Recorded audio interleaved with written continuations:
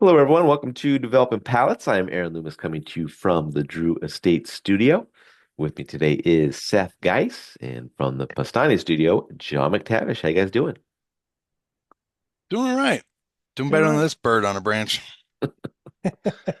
Doing a new watch through of Star Trek Next Generation.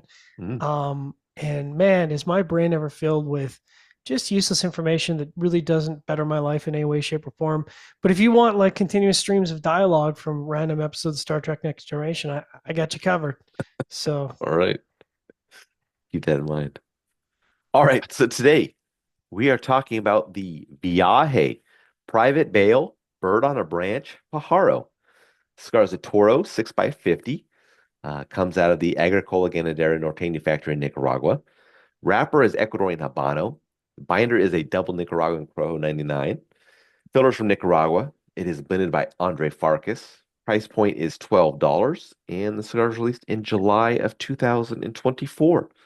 So with all that out of the way, Seth, take us to your experience with the cigar that's under all of this cladding. Wait, we were supposed to take that off when we smoked it? So, You can use you the don't tin, have use uh, to. a parchment paper wrap to start it up, I'm yeah, sure. I'm sure you could. Listen, once you remove all that glory, you're left with the average appearance cigar. He did a nice little EP Korea rat on that one. Um, First third begins with some pepper spices, tobacco, cream, faint barnyard. I found it to be a lot softer than I don't know, kind of what I thought it would be. A little bit lacking, just kind of medium strength and body. Um, Second third just had some peppery spices with that, some tobacco, barnyard, still that soft cream, a little bit of faint coffee.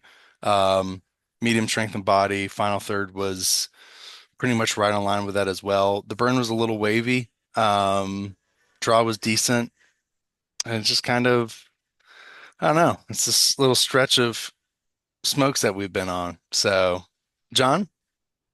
Yeah, I agree with you. I think maybe because Andre and VI has maybe been known for more full-bodied, medium full-bodied cigars. Maybe in the back of my head, I was kind of expecting that. It was definitely a lot lighter than I thought going in.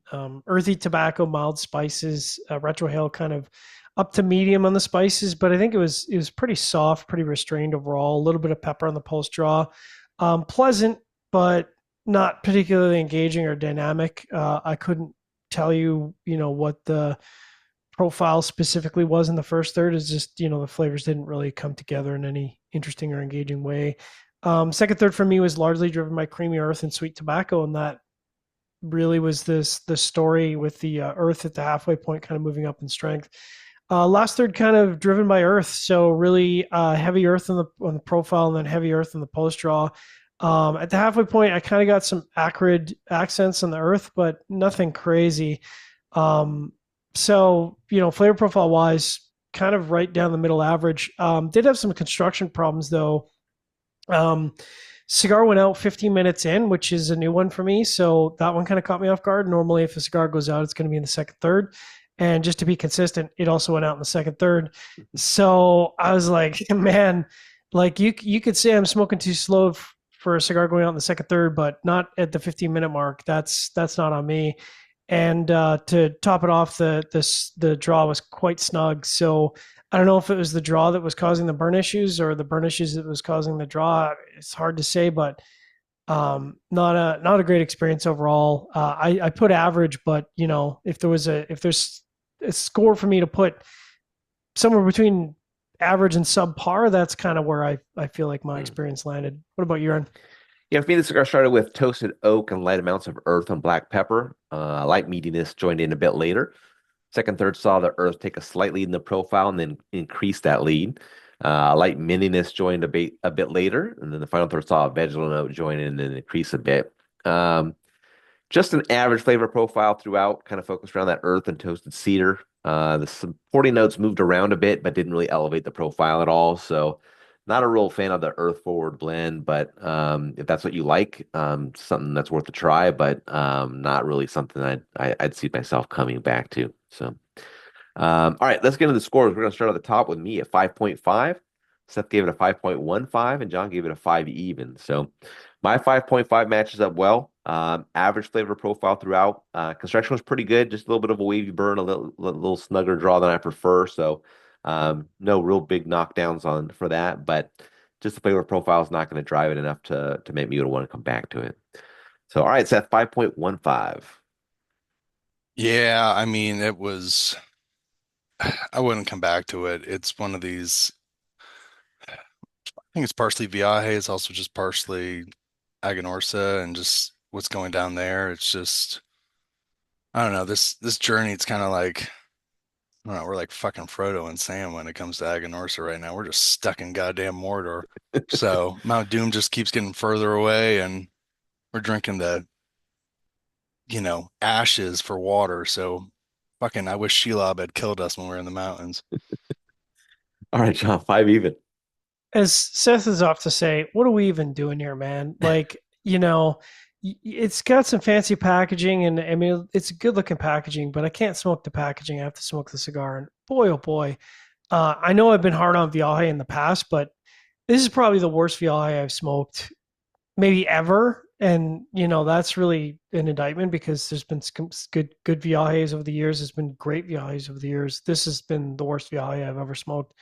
Five matches up well. I mean that, I think in my head it's, you know, reading over the notes, maybe it's a 4.75 and not a five, but um, disappointing.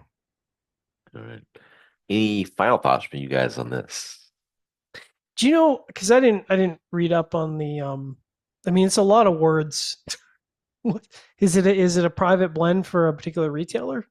No, it's just I don't know. He does these I think he picks a bale of tobacco that he wants to use for a Uh, blend, and that's kind Gotcha. of how it goes. So he's had a few of these projects in the past.